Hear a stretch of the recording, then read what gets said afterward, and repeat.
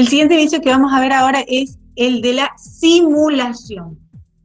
El vicio de la simulación es, la palabra lo dice, el simular, es decir, disfrazar un acto jurídico, disimularlo, va implícito la mentira, el ocultamiento, el engaño, en donde yo declaro hay un conflicto en la declaración de voluntad, es decir, hay un conflicto de la voluntad, perdón, entre la voluntad interna, de lo que yo realmente quiero hacer, y la declaración externa, que es diferente a lo que realmente quiero hacer.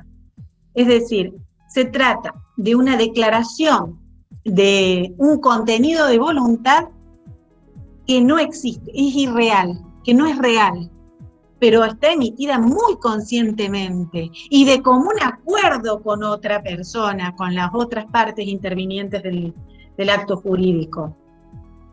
Siempre se realiza, en el caso de la simulación, con fines de engaño. Por eso hablábamos al comienzo del tema de la buena fe. Acá se ve burlada la buena fe, porque tengo fines de engaño, claramente. Estos fines de engaño se pueden dar, ya lo vamos a ver, de distintas maneras. Es decir, creando, manifestando que existe un acto que en verdad no existe, o diciendo que estoy creando un acto jurídico que en realidad es distinto al que se efectuaron las partes. Este negocio simulado tiene determinadas características entonces. Por un lado, como dijimos recién, esta contradicción entre la voluntad interna y la declarada. Segundo, hay un acuerdo simulatorio entre las partes, es decir, se acuerda, las partes todas están de acuerdo en que están engañando, en que están simulando un acto jurídico. Y tiene que haber este ánimo de engañar. Cuando estas características se dan, estamos frente a un negocio simulado, al vicio del acto jurídico de simulación. Por ejemplo, tenemos distintas clases. Tenemos la simulación absoluta, por un lado, y la simulación relativa, por otro lado. Cuando hablamos de simulación absoluta, como la palabra lo dice, simulo absolutamente un acto que no existe. Es decir, no existe ningún acto real, estoy diciendo que hago un acto que nunca existió. Ejemplo, le vendo a mi prima una casa, digo que le vendo a mi prima una casa que nunca le vendí. Y hacemos un contrato de compra-venta de la casa, firmamos mi prima y yo, y en realidad nunca le vendí la casa, hicimos una simulación absoluta de un acto. Esa es una clase de simulación, está en el artículo 333 del Código Civil y Comercial de la Nación. Otra clase de simulación es la llamada simulación relativa. La simulación relativa es cuando, ¿por qué relativa? Y porque algo existe. Es decir, hay un acto jurídico que dice que estamos haciendo una cosa, pero en realidad quisimos hacer otra. Ejemplo, vamos con mi prima. Le vendo, digo que le vendo la casa y en realidad lo que estoy haciendo es simulando y se la estoy regalando, donando, por ejemplo. Resulta que le quiero vender le quiero donar la casa, le quiero regalar una casa, por el motivo que fuere, y no queremos hacer el contrato de donación, por lo que fuere, porque es muy engorroso, sale muy caro, porque tiene muchos requisitos legales que no tenemos tiempo, ganas de hacerlo. Entonces nos ponemos de acuerdo y hacemos como si fuera un contrato de compra-venta y en realidad nunca le vendí nada. Ese es el típico caso de ejemplo de la simulación relativa. Un acto existe, el de donación, pero no el que dijimos que existía, no el que manifestamos. Manifestamos que existía un acto de compra-venta y en realidad se lo doné. Eso es una simulación relativa. Por otro lado, hay otra clasificación que está en el artículo 334 del Código Civil y Comercial Argentino, que es la llamada simulación lícita y la simulación ilícita. ¿Cuándo es lícita y cuándo es ilícita? Esto es sencillo. O sea, cuando no perjudico a terceros, es una simulación lícita. Y cuando, obviamente, no es contrario a la ley. ¿Y cuándo hay una simulación ilícita? Cuando perjudico a terceros o es contrario a la ley. Y eso sí es lo que provoca la nulidad del acto ostensible. Lo que hicimos con mi prima recién en el ejemplo era una simulación ilícita. Puedo estar queriendo perjudicar, por ejemplo, evitar impuestos. No queríamos pagar tanto los impuestos y los gastos que acarrea realizar un contrato de donación, y le hicimos más fácil, y estoy perjudicando al fisco, o puedo estar perjudicando a otra persona, a un acreedor, a un tercero. En la simulación lícita, que esto es más difícil encontrar una simulación lícita, porque podríamos decir que la mayoría son ilícitas, se da en casos muy excepcionales, muy puntuales. ¿Cuándo simulo un acto y no perjudico a nadie? ¿Por qué lo haría? O que no sea contrario a la ley. Bueno, hay casos, yo siempre suelo comentar un caso que tuve la oportunidad de conocer, en donde, por ejemplo, eran 3 hijos, eran 5, no me acuerdo, bueno, 3 hijos, vamos a poner el caso para que quede claro, en donde la madre estaba muy grande, muy enferma, y uno de los 3 hijos era un bala perdida. Era uno de los hijos que no tenía nada, no tenía oficio, no tenía profesión, trabajo que agarraba donde lo despedían, no tenía ningún bien, ningún futuro, nada que lo asegurara y lo sustentara. Y tenía los otros 2 hermanos sumamente diligentes, sumamente trabajadores, sumamente previsores económicamente. Entonces la madre le dice, chicos, ¿por qué no le dejamos la casa a este otro, al hijo descarriado, para que no se quede en la calle? Porque no me gustaría irme de este mundo y saber que uno de mis hijos está desprotegido en la calle. Bueno, y se pusieron de acuerdo los 3 hermanos, y el hermano el descarriado, dijo, no, chicos, a ver, es injusto, yo sé lo que hice de mi vida y me banco mi vida como me estoy acostumbrado a vivirla, y no puedo tomar algo que es parte de ustedes también, o sea, sus partes, así que no.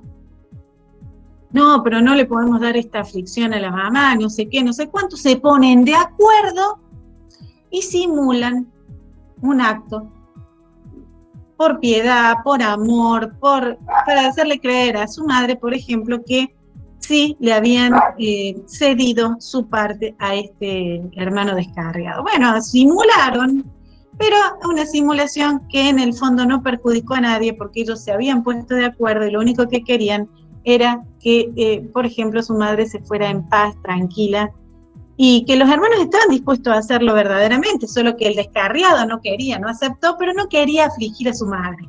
Bueno, un caso de simulación lícita, 1 en 1.000.000, pero bueno, ahí la tenemos. Con esto de que las partes se ponen de acuerdo, en la lícita, en la ilícita, en la absoluta, en la relativa, tenemos que tener en cuenta cómo se compone esto. Tenemos que acudir al artículo 335 del Código Civil y Comercial Argentino, en donde ahí es donde trata el tema del ejercicio de la acción entre las partes, por ejemplo. Y entre las partes, en principio, entre las partes que simularon, y no se pueden demandar entre sí, si todos están de acuerdo en la finalidad de la simulación, disimulación, disfraz del engaño. Entonces decimos que entre las partes no se pueden demandar, no hay acción entre las partes en donde todos se pusieron de acuerdo para simular, salvo que no obtengan ningún beneficio entre ellos. Esa es la excepción. Que vuelvan las cosas del estado anterior y que entre las partes no obtengan ningún beneficio para ellos. Ese sería el caso en donde podría haber un ejercicio de acción entre las partes. Por supuesto que en la simulación lícita sí se puede. ¿Qué es lo que se prueba en esta ocasión?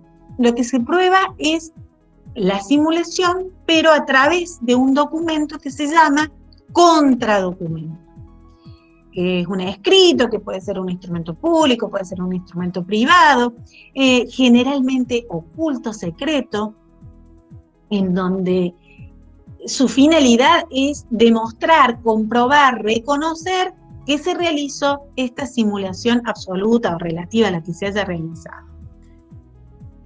Si las simulaciones ostensibles, inequívocas, por supuesto que se prescinde de este tipo de contradocumento, ¿no?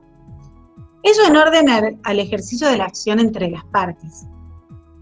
Pero en el artículo 336 del Código Civil y Comercial Argentino, nos dice que existe la posibilidad del ejercicio de la acción de simulación por parte de terceros que se hayan visto afectados por esta simulación. Se llama, no cualquier tercero, un tercero interesado, un tercero que tenga interés concreto, legítimo y real, y que se sienta perjudicado con esa simulación que hicieron las partes.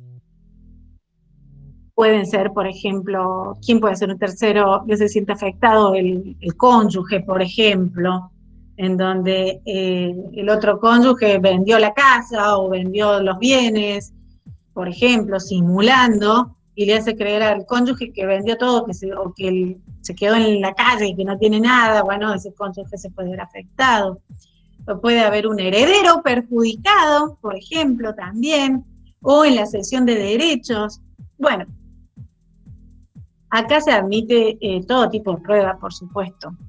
Y también tiene un periodo de prescripción de la acción, que también es de 2 años. También está en los artículos 2562 y 2563 del Código Civil y Comercial Argentino, en donde también, al igual que la acción de lesión, que decíamos que prescribe a los 2 años, la acción de simulación también prescribe a los 2 años. Pero se cuenta distinto según, ¿se acuerdan que dijimos la acción sea ejercida por las partes o la acción sea ejercida por terceros? Si la acción es ejercida por terceros, se cuenta desde que se conoció o se pudo conocer el vicio. Si la acción es ejercida entre las partes, desde que se requiere cualquiera de ellas, desde que una de las partes lo requiere a la otra.